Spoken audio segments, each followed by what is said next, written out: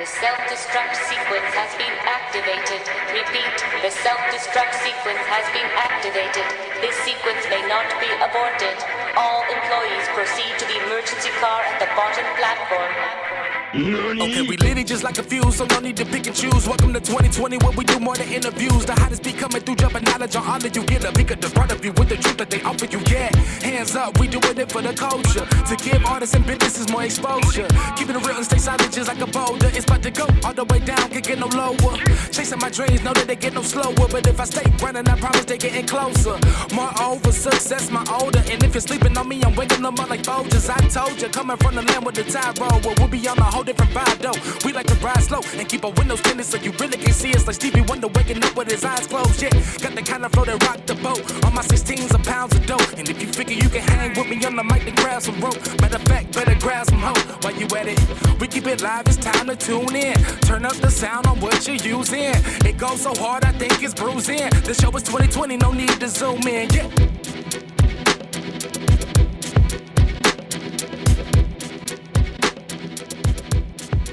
Hey, yo, what's up? It's your boy, Sirr of the 2020 Podcast, LLC. Please say the LLC because I worked hard for that.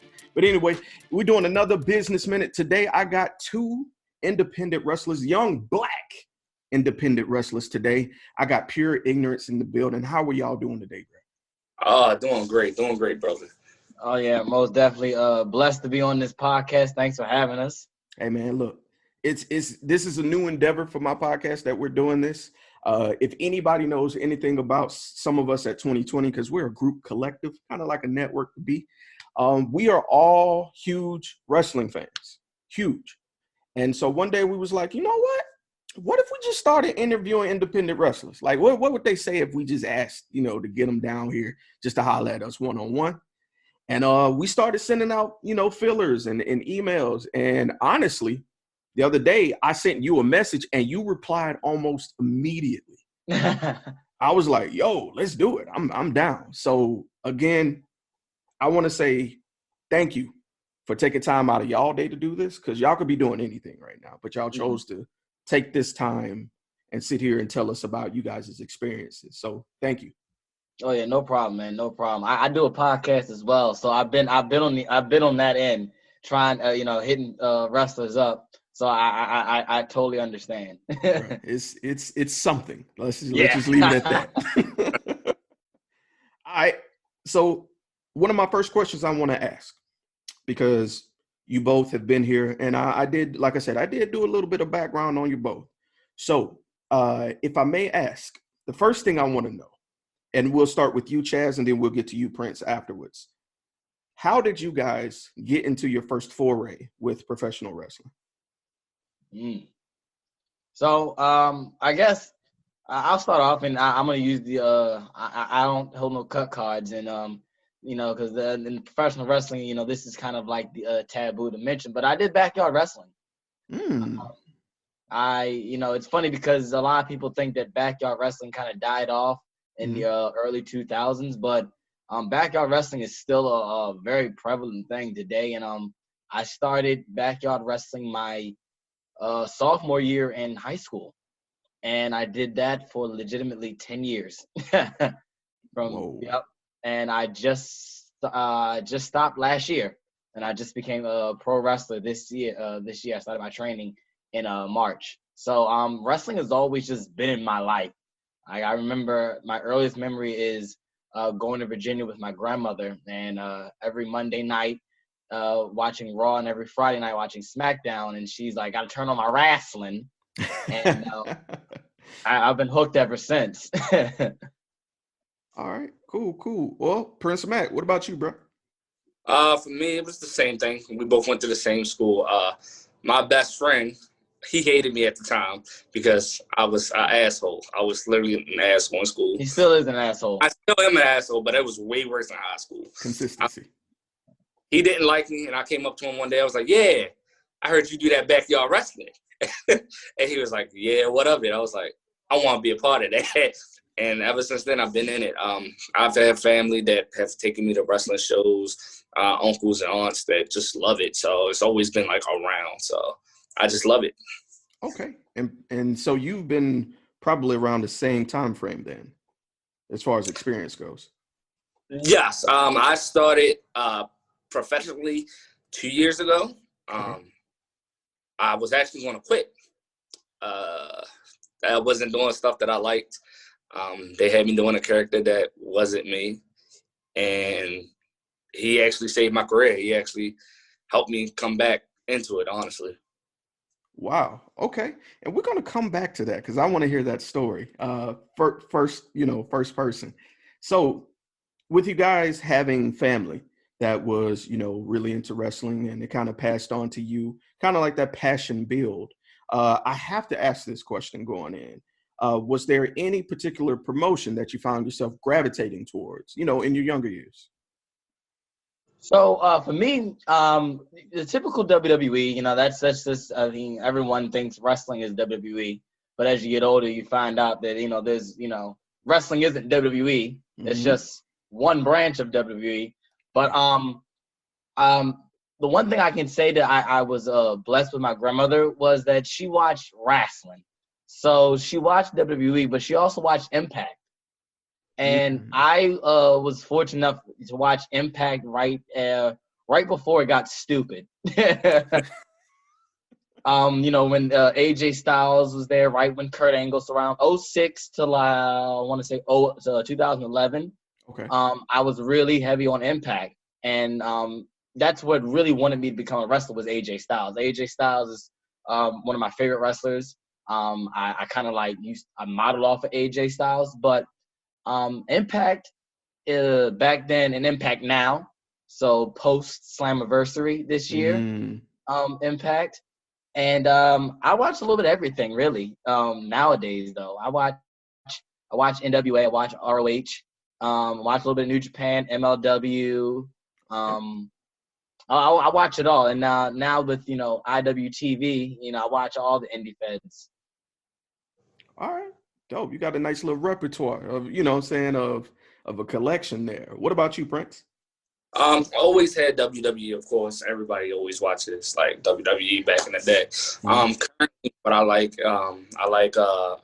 ROW, Reality of Wrestling. C3, been watching them. Actually, we're on that show. But I like to watch and see what I can do to do better.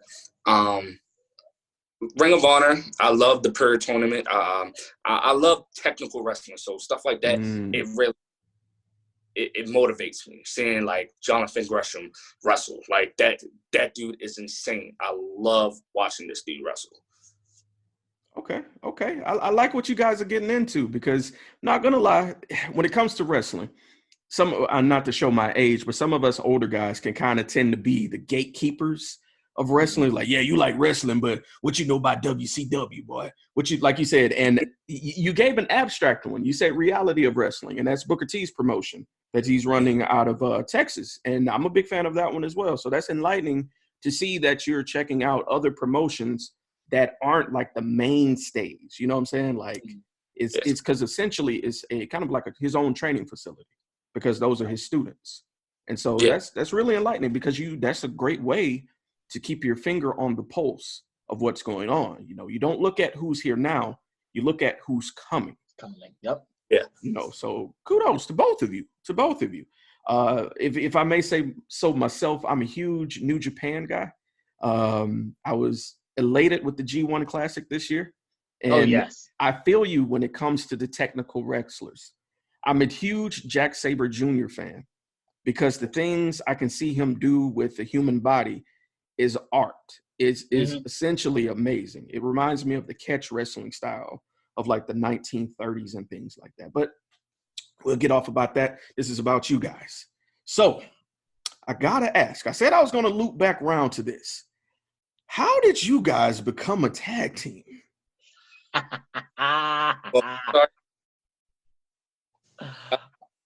So pretty much, we've been friends for what, 10 years or so, longer, probably like that. You just won't leave. Yeah, pretty much. We're in abusive. Listen, I always say we're in an abusive relationship. I'm Tina, he's Ike. Yeah, because at Garden we used to beat the hell out of each other. Mostly me beating the hell out of him because he would hit us extra hard. So, of course, everyone would come to me and be like, yeah, you got to make sure you heard him this match. I'm like, okay, well, fine for you guys. But for a while, you know, I wasn't doing anything I liked. Like I said, I was going under the name Jayden Miller. I had this little stupid Hollywood gimmick, and they wanted me to put, like, other people over. They wanted me to put this dude who, like I said, is a good friend of mine. They wanted me to put this big man over. I was supposed to be this little talking for him, Shawn Michaels, but without the wrestling part. And I hated it. I hated every second of it because it wasn't who I was. It wasn't like they just wanted me to play a coward. And I was ready to quit. I started trying to do my own little thing, but it never caught on. And I was ready to quit. And one day I told him, I was like, yeah, I'm done. I'm finished. This would be my last show. He was like, no, don't do that. I'm going to come train with you. Don't do it. Don't quit. Whoa.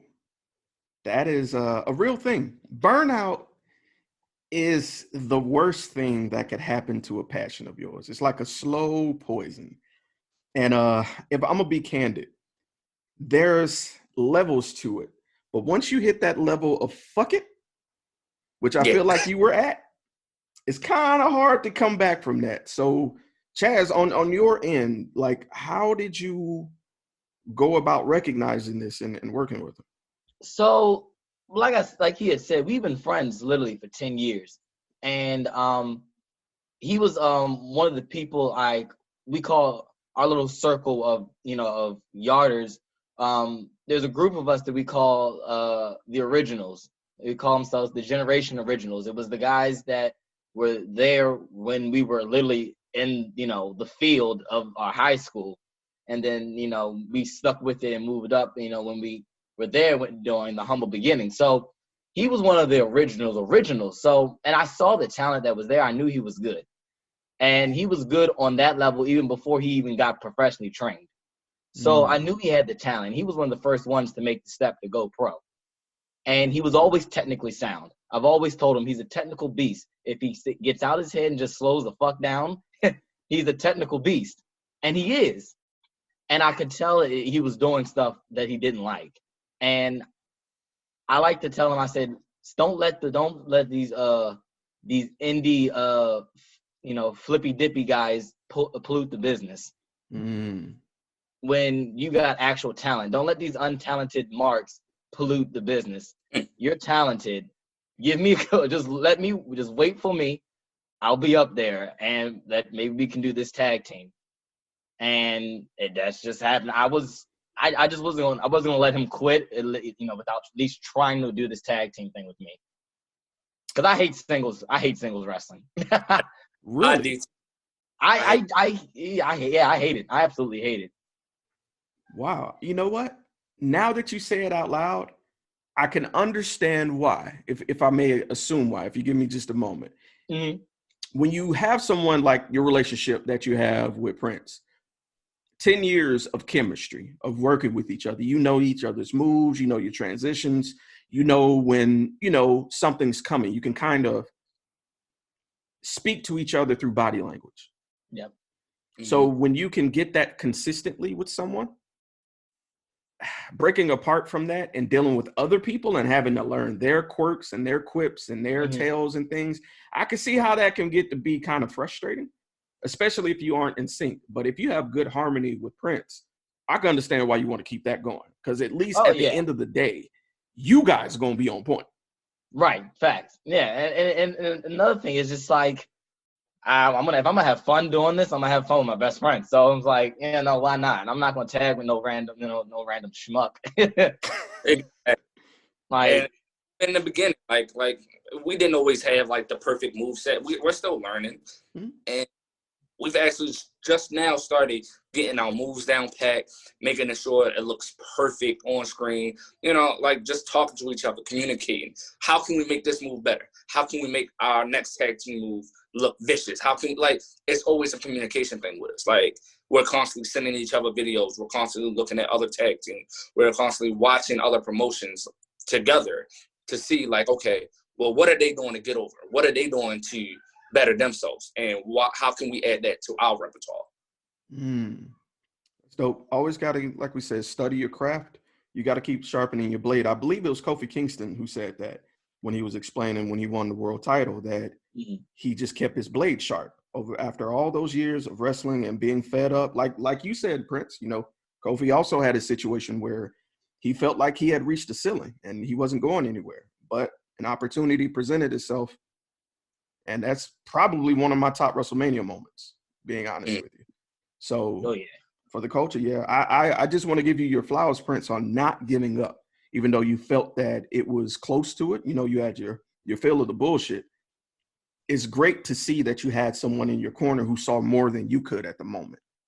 Yeah. So that's a blessing that a lot of people don't get. All right. So enough of the mushy bullshit. Let's get back to this wrestling. So let me ask you something. So, of course, you know I wasn't going to let you guys get away without asking this. If there was any tag team, living or dead, that you could have a program with today, like if we could get that bitch cracking right now, who would you select? You know who I'm going to say. Go ahead. The Gangsters. If you've seen any of our work, seen any of our promos, we are big New Jack fans. That New Jack said whatever came to mind and didn't care what bothered people. And that's exactly what we did. We're gonna say we've gotten so much crap for it, but it is what it is. At the end of the day, we're gonna say what we want to say. We want to say it how we want to say it. And you don't like it, then come to the ring and shut us up. So my dream tag team match that I would love to have would be us.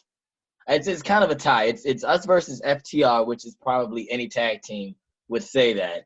But I would have loved to face the prime of, you know, in their prime, the Rockers. Whoa. Okay. I would love getting in there with Marty Jannetty and Shawn at the prime. You did that's a 7-star classic right there. Kenny Omega couldn't lace my boots.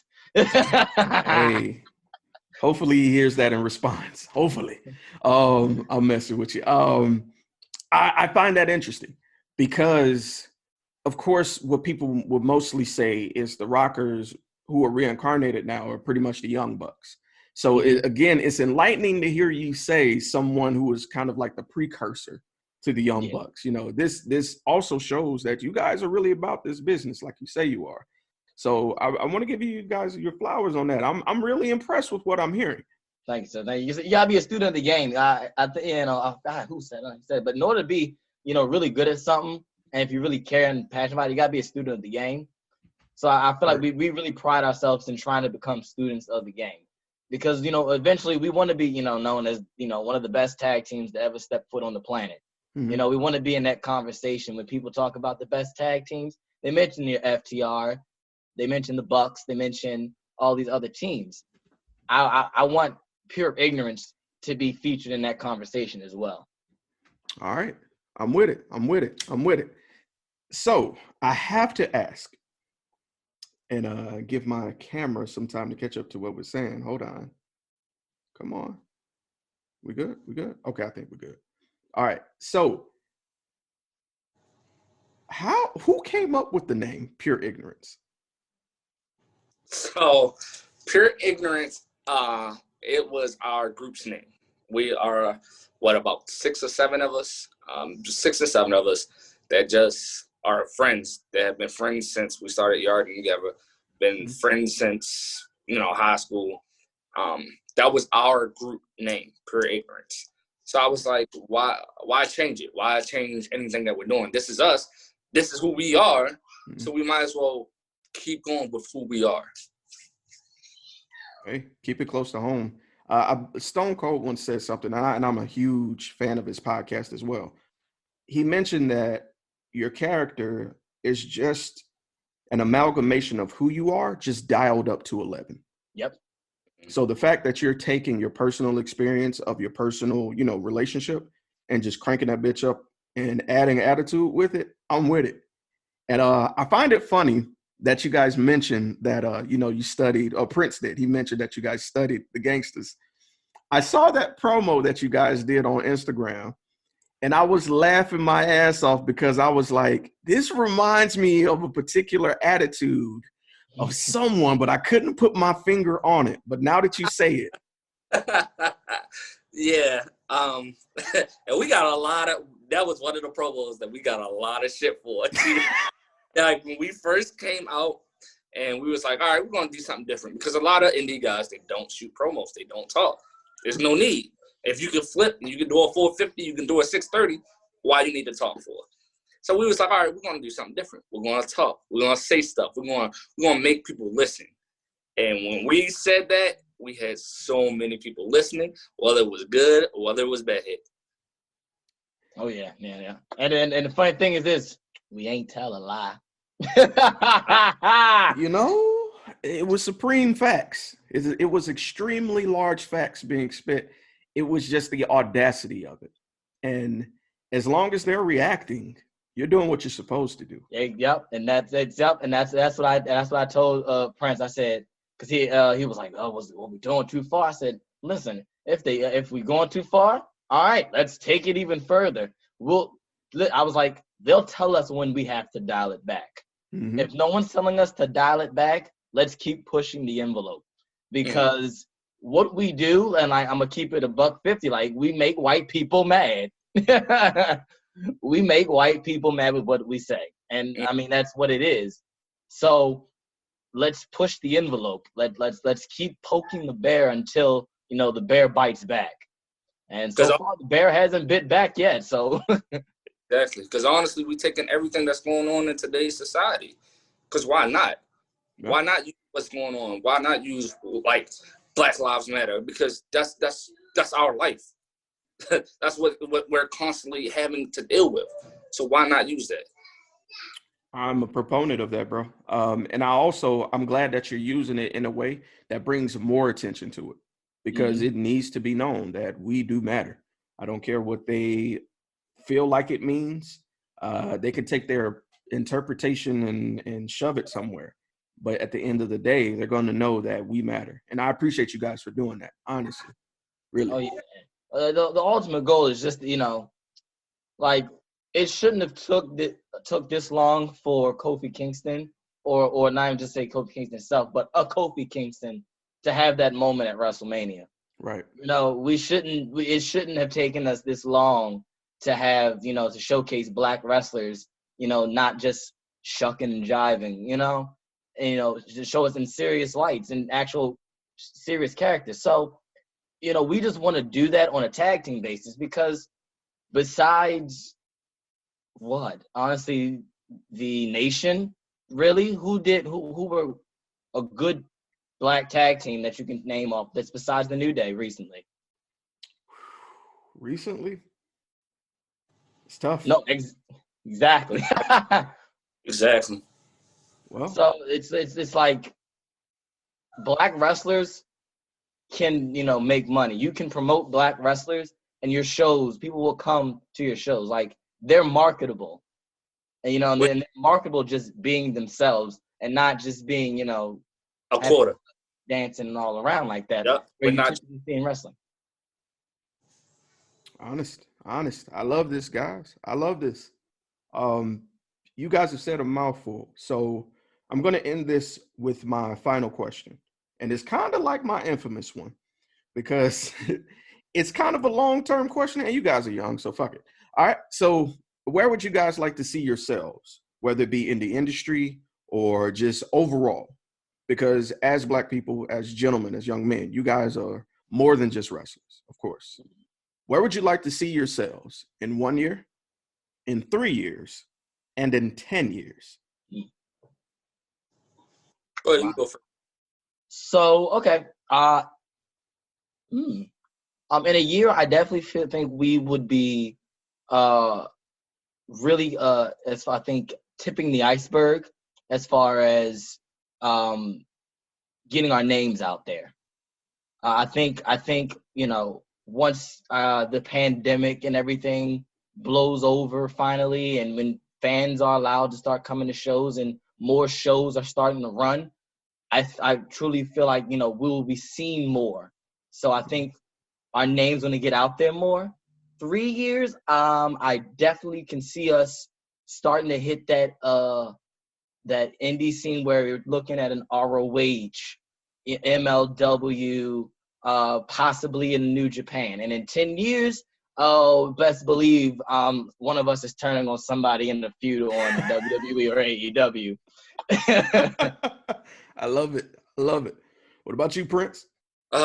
In a year, definitely, like you said, just finally getting that recognition that because we're getting it now. Like I said, we've done podcasts. We're getting people are seeing they're loving the promo. In 3 years, I think definitely ROH, MLW, Impact, maybe even an appearance or two on AEW, like KC just did, KC Navarro. In 10 years, I definitely want to be a trainer. Like I said, I love wrestling, and I want to help the next person that, show them like, hey, I wasn't always like this. I wasn't always successful. I started off, like I said, doing something I didn't like, but I found myself, and I'm still finding myself. It's all about time and finding yourself and just doing what you love. Hey, I love it, brother. I love it. Listen, I'm going to be rooting for y'all the entire way. Like I said, ever since I heard that promo, I was like, oh, bet. So let me ask you guys, if anybody wanted to follow you guys on whether it be on social media or just wanted to see some of your work, how could they get in contact with your content? Okay, so you can follow me on Instagram, Twitter, Facebook, TikTok. Yeah, I got TikTok. Hey, all the kids are doing it. You can find it's Chaz_the Don. That's me on everything. You can also find our matches or on YouTube. You can just type in Chaz the Don, or no, the Don Chaz Evans, and that's Chaz with a Z. And you can see all our matches on there. I'm trying to learn how to work YouTube because for some reason I grew up with YouTube and I don't know how to use it. So like funny story, when I made the account, I'm trying to get all I'm like, why is this so confusing? What? I just want to upload a match and tags and comments. I'm like, what the? Just put the shit up there. But yeah, you can find that. Also, our merch. Like you can get like we have merch at whatamaneuver.com. Type in Pure Ignorance. You can get this wonderful design right here, our Pure Violence design, tribute to one of the greatest albums of all time, Stank on Ya.